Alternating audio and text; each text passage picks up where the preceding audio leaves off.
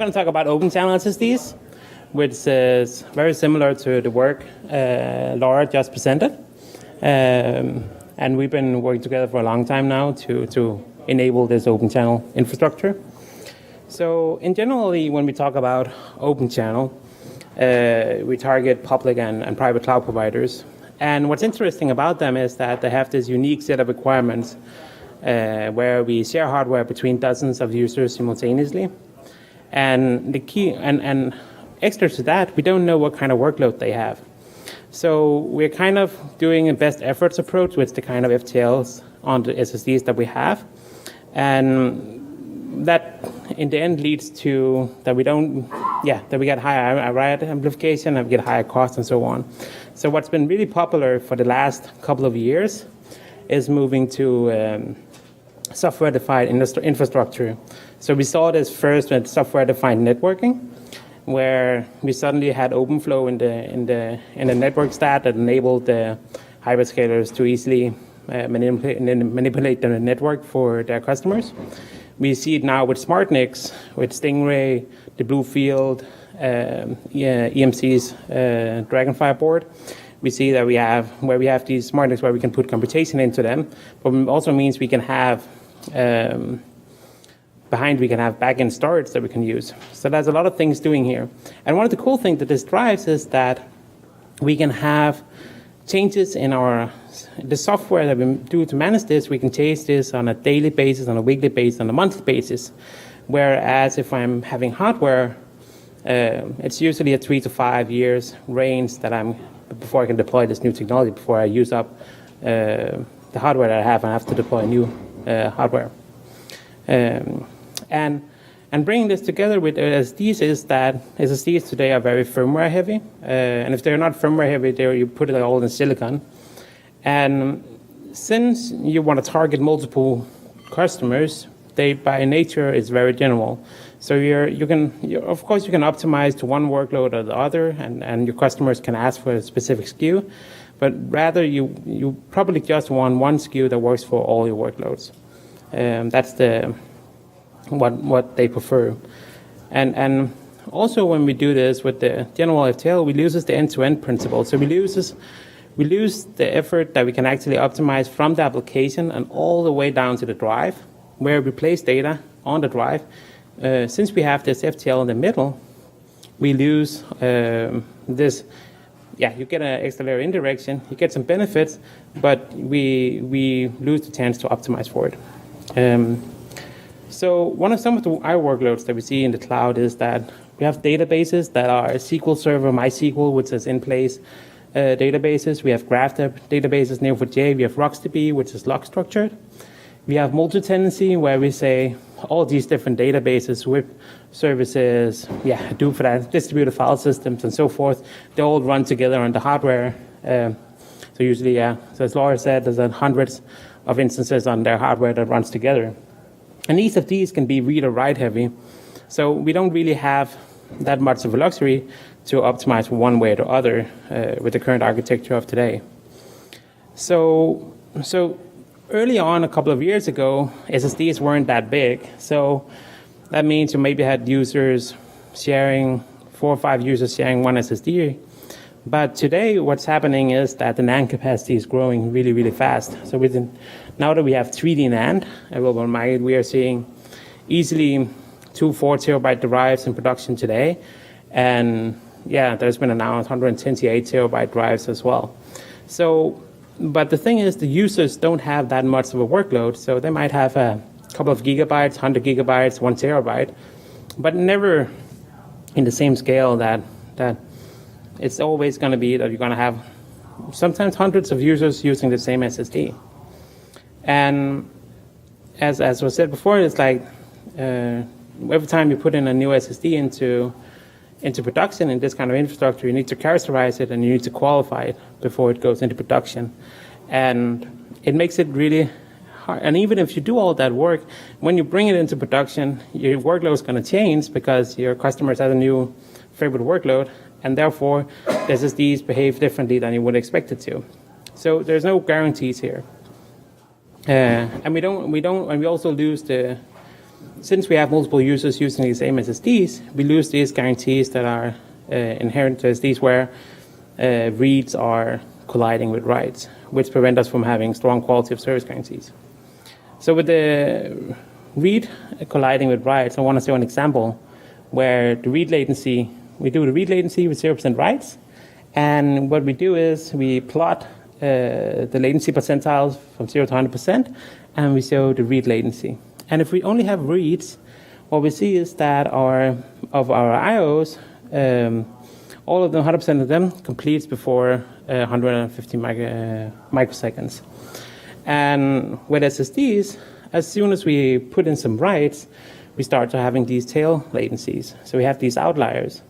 And depending on the SSD implementation, how much over-versioning, and the state of the SSD, you're going to have more or less bigger outliers. So in this particular case, for 20% writes, it was 4 milliseconds in this run we did, but it can also be up to 6, 10 milliseconds and so forth. So that's really what we're trying to go in and see to solve here. So all this together, and Laura gave a great introduction to it, but let's do it one more time. We have what the hyperscalers are looking for is a flexible enough for software to evolve faster than hardware. So every time they have a new drive, if you want to change it after it's been shipped in, you need to do a new qualification round and so on. So that takes a really long time. There's strong quality of service guarantees. So we want to be able to customers to not know that they are actually sharing the hardware with other customers. We want to have continuous access to it. So in-place databases, the RocksDB, they all assume that you have continuous access to the drive. So it means that for those particular use cases, the maintaining Windows is not an option.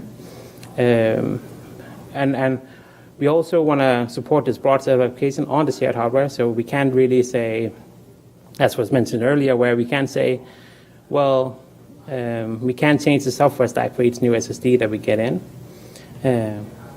While we do it and while we have it. And we also want to make sure that we have, when new NAND comes out, that we can actually get it into production as fast as possible. And what's important for these hyperscalers as well is that the vendor neutrality, and they have supply chain diversity. And that basically boils down to if one vendor goes out of business, they want to make sure to source it from somewhere else. So that's kind of the requirements that they have. So how that brings in Open-Channel is that what Open-Channel SSD solves is that they solve I/O isolation. So this is similar to I/O determinism today, where you can partition the drive into separate pieces and you can access it separately, and they are all an independent accessor. The other thing is that we want to have predictable latency. So we don't want to guess when an I/O completes. So if you look at an SSD today, if you do reads, they're synchronous. So you wait on it to complete, and then you get the data. For writes, you're usually writing into a write buffer on the SSD. And that means your write is really fast. It takes maybe a microsecond or 2 microseconds to do it. But at some point later in time, and this is implementation specific, those writes have to go to media. And that's where the big hits comes, because you don't know when that happens. And that's what we want to enable the hyperscalers to do, is have the data placement and I/O scheduling. So what that means is that we can expose an Open-Channel SSD as a block device.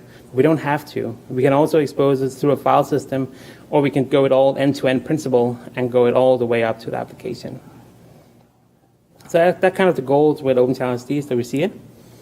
And if we look at how an internal of an SSD works today, and that's also why we see the unpredictability issues with SSDs today, is that we have this narrow read-write interface, and inside the SSD we have this read-write-erase interface. And what's interesting here is that we have tens of those inside of the SSD. So for some of the results I'm going to show later, we have 128 parallel units, or LUNs, inside of the SSD. And each of these we can read fairly fast, so 50, 100 microseconds from it. We can write in 1 to 10 milliseconds, and we can raise in 3 to 50 milliseconds. So it all depends on that, in that range. And that means as soon as a read conflicts with a write, we get these outliers. So that's what we want to avoid to happen. Also, inside an SSD, there's this manage the media. So media error handling is media retention management. So we apply ECC, we apply RAID, we do the retention and management and so on. And then in the end, we have the flash translation layer that takes the read-write arrays and converts it into the read-write interface. And all these things together makes up the characteristic of your SSD and how it behaves. So what Open-Channel tries to achieve is to rebalance the storage interface. So we want to expose these, we call it internal lanes to the host, these parallel units, these LUNs. And this can be logical or it can be physical. In the implementation we have now, it's physical, but there's nothing that prevents us from having a RAID underneath, have some duplication of data. There's nothing that prevents that, so it can be any kind of representation we want. And we also expose the performance characteristic of the read-write, erase, the reset time up to the host, so the host knows how long things take. And then what we then provide an interface is that we can control each lane separately. So they'll provide IO isolation, and we want to provide insight of utilization of the SSD, and by that we get IO predictability. So today with SSDs, when you have the read-write interface, we don't know anything, We don't know anything about the state of the SSD. But by having the read, write, and erase synchronous, then we actually know something about the state. And that means that the host has an insight to, the IO latencies and so forth of the SSD. So in general, what happens is that we take this SSD and we move the flash translation layer. And then for some SSDs, the flash translation means the full implementation. For Open-Channel SSDs, the only thing we move is the decision to do data placement and IO scheduling. So media management, the media is managed on the drive. It's going to stay there. And so it's only when we do, where we actually put the data on the drive, and when we put the data, that's what we control by the host, and that's what's already been, to some degree, already being handled by file systems and applications today, which is why we can put it together, and then we don't have to have the overhead once more inside of the SSD. So a good example of how it works is that we take a parking lot idea, and an unsupervised parking lot, this is your traditional SSD, and each parking space is a LUN that's active. And what we see here is like, we can't see inside within the gray rectangle, so we don't know anything about the SSD. And usually it goes well. We can go in and get access whatever that parking space is. But sometimes, since we don't know the structure of the SSD and how it works, we suddenly have to wait for the green card to come out. And similar, if we come in with a bus, and we know there's a big one, it needs a lot of space, it's really hard for us to actually make room for it ahead of time. So with Open-Channel, a supervised parking lot, there's this guy up, which is the host. He knows he has visibility into the drive, and he knows how long times these cars are going to park there. So it's 1 hour for read and 24 hours for write, for example. And what we can do here is then we can lay out the data such that the IO accesses, the cars in the parking spaces, is being utilized optimally. But we can also know, well, there's this customer which have dedicated those 3 parking spaces, and we can dedicate it to him because he paid more money for it, for example. So those are the kind of options that we get with Open-Channel. Cool. So to get all this to work together, we need a specification. And this specification has been under development for a couple of years now. So that there's been 2 specifications. So that's what we call the Open-Channel 1.2 specification. And that's the one that you're here today. People have been really angry about and passionate about. That you say, well, I don't want to manage the media on the host. I don't want to do this and that. And I completely understand that. We shouldn't do that. But it was a really good stepping stone in getting all this started. So what we did now is the 2.0 spec is that we simplified and then simplified a little bit more to get to an interface where we don't need to change the software stack for each new SSD coming out. The software stack for one vendor to another is the same on the host. If there's a new media type, it's the same software, so it doesn't change at all. And that means if I'm a hyperscaler and I build a software stack, I can then optimize my software stack on one side and then get new hardware on the other side. And when I plug in the new drives, I will still have the same behavior because the behavior is how my software stack behaves. And that way I can optimize the full stack and I can quickly do a qualification round and so on. So what we exposed in the 2.0 spec, we exposed the number of channels and the number of LUNs, and the number of the parallel units. So that's, which one I can access independently from the other. We still have channels because inside of an SSD that we see today, you have a bus, and that bus you maybe have 8 LUNs on.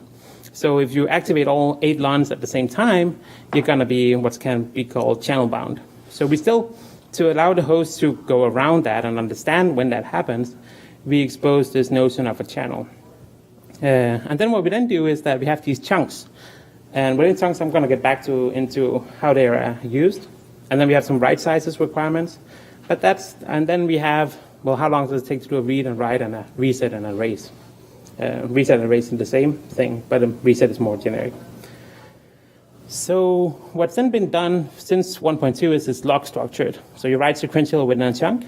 You have what's called a minimum write size and optimal write size. If there is a write buffer on the drive, you can do 4K writes just as you would any other day. If there isn't, then you would write the minimum size for a flash page, so 16K or 32K or 64K or something like that. And that's where there's a different minimum write size and an optimal write size. And what this interface enables us to do work as well as NAND. So we have it working on MLC and TLC today, and undisclosed persistent memory have it working with as well. So we kind of cover the different types of NAND media that are available and memory media that are available today. And one of the cool parts is that, so some of you have seen like traditional hard drives, single hard drives. These hard drives has something called zones. So if you set an equal between zones and chunks, we are very much there. And that means all the work that Seagate and HTC, Hitachi, Western Digital have done the past years in enabling SMR hard drives with Open-Channel SSDs, we can take advantage of that. So that means we don't have to do the same work that these guys already have done. We can use that work, which means we can get faster to market. But it also means if I have a file system that support SMR drives, the file system also supports Open-Channel SSDs. So that's kind of the cool part. So give you like a visual of how this drive works. So chunks. What is a chunk? So a chunk defines this area where writes must be sequentially. So it's an LBA range from A to B, and within that, you write sequentially. Reads, they are always sector size of the drive, so you can do whatever you want to do there. Writes, there must be this minimum write size granularity. And now, in this model, they are synchronous. They may fail, and this comes into the SSD needs some way to communicate up to the host. Well, I couldn't really write the data that you just gave me. Please go write it either to the next page, like into the next area within the chunk, or just fail the chunk completely. And that's okay, because what this gives us is similar to how smart drives can do. They can fail a zone, and the same way here we can fail a chunk. But also, for example, if you have TLC memory or QLC, there is some research going on where you can say, well, I can map out pages, and then I get higher P cycles. Well, you can do that here, and you can say, either you can manage it on the drive, but you might not know it ahead of time until you're actually trying to write the data. So at that point, you need to have a mechanism for the host to tell back, hey, go rewrite it one more time in the next area, and so on. So that's all taken care of. So then there's a reset chunk, so every time we've written once, and I've written this chunk sequentially, before we can use it again, we need to erase it. So there's a command to do that as well. So when you look at the address space for an SSD, you have from 0 to LBA -1, and then you have chunks on top. And this one you can just expose, as a traditional SMR drive, and use it as any type of that drive. Then obviously we also talked about channel and LUNs.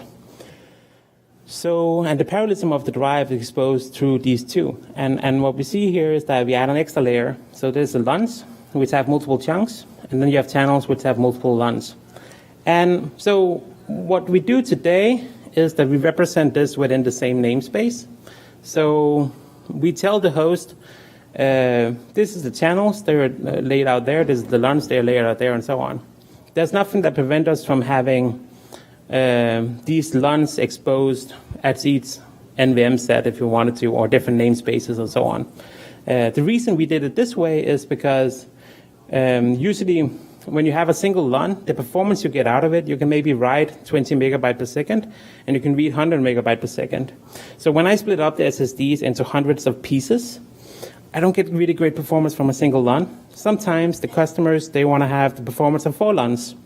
And then what I would do is I would take 4 LUNs, and then if they were separated on 4 different namespaces, I would issue 4 writes or 4 reads. And that's okay, but there's a lot of host overhead. So what we instead propose is to implement this vector interface, which basically says that, well, give me an LBA list of addresses to read from the drive. So you can read a little bit from LUN 0, a little bit from LUN 1, and so on, and get the data out. So you move the responsibility of collecting the data into the drive. So the drive goes in, looks at the vector command, and issues this read across multiple LUNs. And obviously for reads that are 100 microseconds, you can get away with it on the host, but you cannot really get away with it on persistent memory, for example, where the reads are half a microsecond or so. There you really want to have vector commands. So that's why we have laid it out like this. But at some point, this is going to be standardized. And as we heard today, this is one of the critiques of it. So it can be done in many ways. And basically what depending on what the use cases are, you can go one way or the other. There's nothing inherent to the Open-Channel SSD architecture to do it one way or the other. It's the same. Cool. So that's how it works in practice and how it looks from the host point of view. So there's a lot of work that's gone into this. So one thing is the spec. Another thing is the software architecture. And when you drive something like this, it's not going to be used unless there's a software stack that you can plug it in and use with. So that's what we've done. So what we have built is that we have added support into the NVMe device driver. So we have detection of Open-Channel SSDs. We implemented support for these new commands. So there's what we call Scala read-write as your normal NVMe read-write. You can do that for your Open-Channel SSD as normally. But if you want to know something about the drive, you're going to go through what we call the LightNVM subsystem. And that one, you can get the geometry of the drive, and you can get the vector read-write erase commands. And the LightNVM subsystem, you can think of it as it's a partition manager, really, where you keep on the instances that you put on. So if I want to split the SSD into 128 different pieces, I can do that. But if I only want to put it into 4 different pieces, I can make 4 instances that each cover 32 of the LUNs on the SSD. So we can do a lot of tricks there. And you could argue that you could also do this on a traditional SSD with namespace management. But the point is here that you really allow the host and the software to make that decision, and you don't rely on implementation specific within the SSD. And then there comes a point where you have this SSD in, and you want to expose it and make it useful. And there we have 2 implementations currently. One is where we expose an Open-Channel SSD as a block device with something called pblk. And then we have application integration with what we call LibLightNVM, which is user space library. So all this is available in open source today.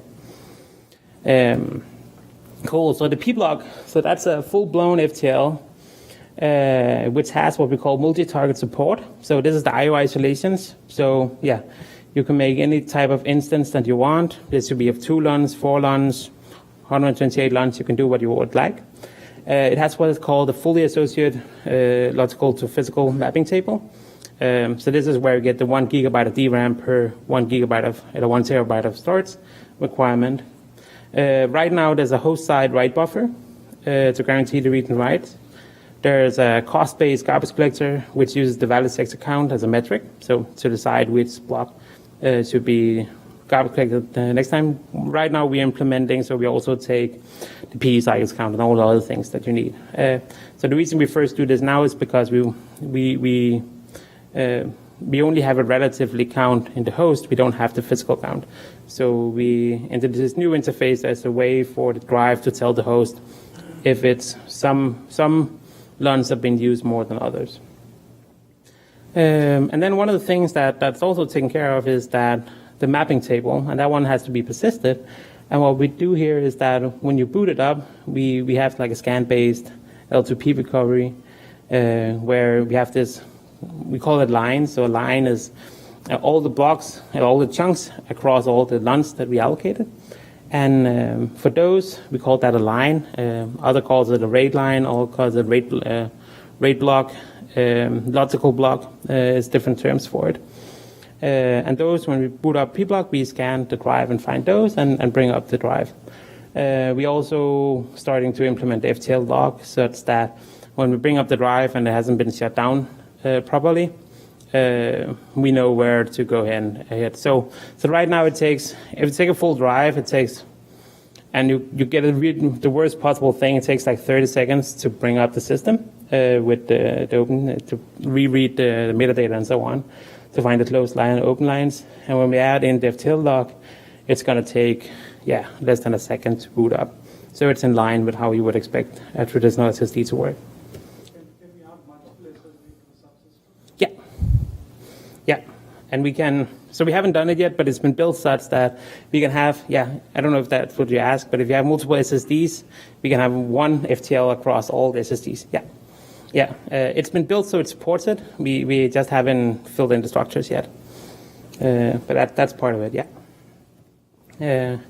and then if we don't want to expose a block device up to the host, and the Open-Channel SSD as a block device, we have LibLightNVM, which is this user space interface we can use to talk with these Open-Channel SSDs. And so this was made in the old 1.2 of the spec days. So it's been currently rewritten to have the 2.0, so it's vastly simplified. So that's why it has struct NVM vblock, which today would be NVM chunk, for example. But that's all these structures that you can get up and you can use them inside of your application. There's a terrific set of CLI tools in it, so you can do, you can bring it up and you can poke the SSD and you can get the information and you can read or write arrays from it. There's tutorial. So currently we're working on Windows support and we're working for SPDK support just to have that base covered as well. And it's relatively easy to implement. Cool. So that's kind of what we've been working on. So with Open-Channel, let's see a demo with it. So what I want to show is that I want to show that I have 4K reads going into a drive and multiple 256K writes. And then I want to show how it works on a traditional SSD and how it works on an Open-Channel SSD. Cool. So this was for the demo that we did at, let's see if we can play this. The play button. Maybe there, yes. So this is on the right side here, these two, they are read latencies, and on the left side we have the writes going on. So it's 256K writes, 2 threads, and then we have 2 threads, one doing random reads and one doing normal traditional reads. And what's interesting here is that what we see is, one thing is the latency buckets. So we group all the latencies together for the IOs, and what we see is we are able to get like, how much is it? Nearly 2 gigabyte write per second. But we do that at the cost of the read bandwidth. So this particular SSD is only able to do, if you combine the 6.2 megabytes per second and the 8 megabytes per second, 14 megabytes per second reads. And while it does that, we see that over 20% of its IOs is taking over 1 millisecond to complete. So this is how your normal SSD works today. And this is how we want to show how it's different than an Open-Channel. Let's see with this one. So here we do, to make it slightly harder, we take 3 streams and write to it with 256K, and then we have the reads over in the left side. So what we see here is that if we bang the drive, 1.5 gigabyte per second writes, and we have the reads over there. So the reads we are able to, because we're able to isolate it, we are able to do 107 megabytes, 102, 112 megabytes per second reads, while we're still writing 1.5 gigabyte per second. So those are completely isolated, and that's some of the things we can do here. So obviously with 4 instances, that's pretty easy. You can still have RAID underneath. But here, we can also scale this up to say there's 1 writer, 3 writers, 7 writers, 15 writers, 60 writers, 120 writers. So we have 120 different writers going into the drive and 1 reader. And what we see here, while we have that, we can maintain that our latency, maximum latency for the 100% percentile, 99.49, I think, yeah, is less than 350 microseconds. So that's kind of so that means that we have completely separated the writes from the reads, and we can see how we can get consistent latency. And the reason it drops up here at the end is not because the SSD doesn't provide the I/O isolation, it's because the operating system juggling around 128 processes. That's how it works. Cool, so the status for it, there's an active community. There's multiple drives in development by commercial SSD vendors. And there's multiple papers on Open-Channel SSDs. There's the LightNVM paper for Fast 17. There was the Tiny Tail Flash paper. We've been working with them to show how you could use Open-Channel SSDs. And there's the Flash Blocks paper that Laura referenced. So they're starting to, and a couple of other papers that are coming out on it. So it's starting to take off both in commercial usage and in academic usage. And we're growing the software stack as fast as we can develop. And so now we are getting an active people from the outside contributing to it also. But and then so since we had this support since 4.4, the useless space library is since 4.11, and pblk has been available from Linux kernel 4.12. So pblk has been is available in the previous Linux kernel release about 2 months ago. So if you want to go use this, you can go, 4.12 and onward is the right kernel to use. And if you don't have an Open-Channel SSDs, we also have QEMU where you can simulate the SSD. So you can bring it up and have the full interface, see how it works inside of a virtual machine. Cool. So conclusion, it's a new efficient storage interface that enables higher predictability, I/O isolation, and application level control of data placement and I/O scheduling. The draft specification is open and available for implementers. But there's a formal standard initiative on the way where we, that Laura said, we're kicking off very soon. And there's more information available at lightnvm.io. Thanks.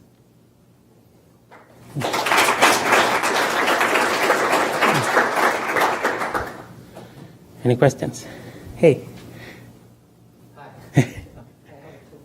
First thing is that you show the latency one, that is pretty good.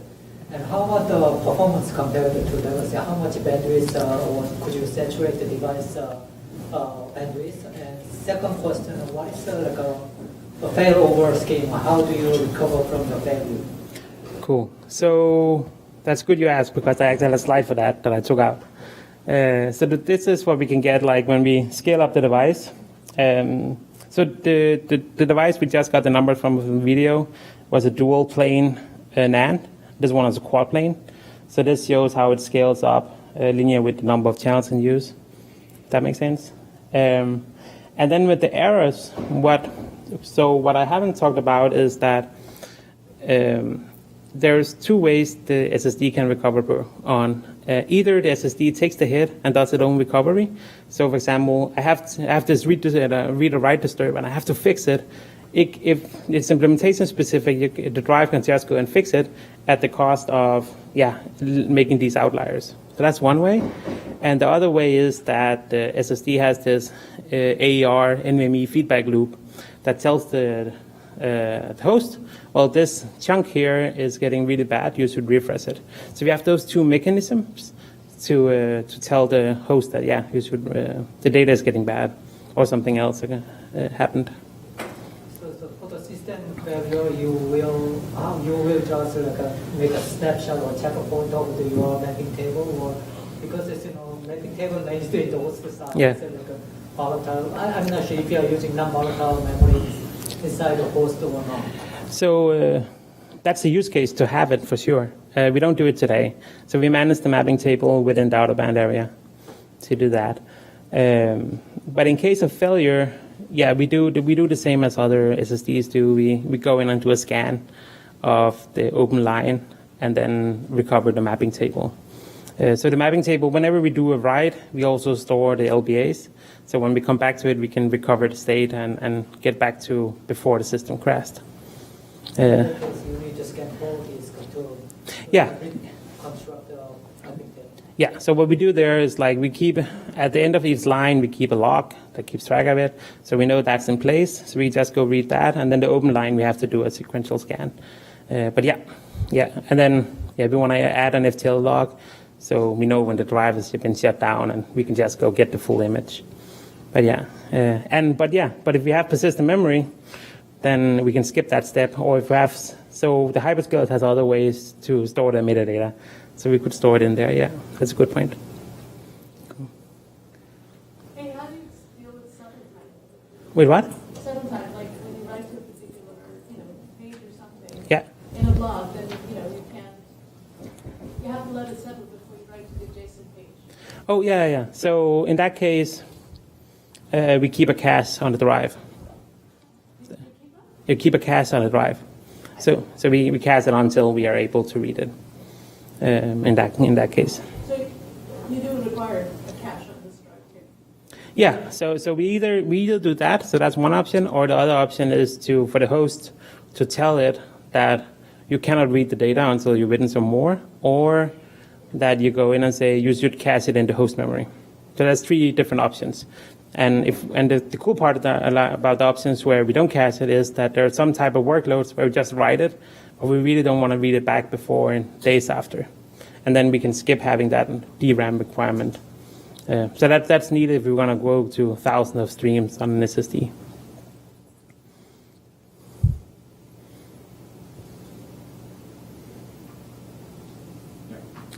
I think current implementation is kind of in file system.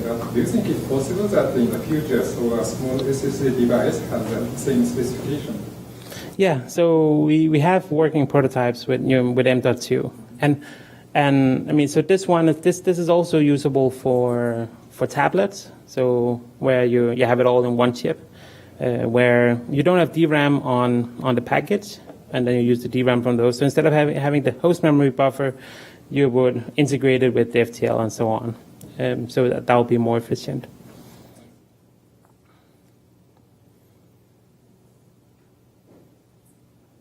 Cool. Thanks a lot. Oh, sorry. Yeah. So you talked about chunk. Is chunk the unit of mapping? Yes. No, chunk is so chunk is a multi-plane block. So if you have so in our implementation, it's the blocks across planes within the NAND flash. So if we have dual plane flash, it would be 2 blocks.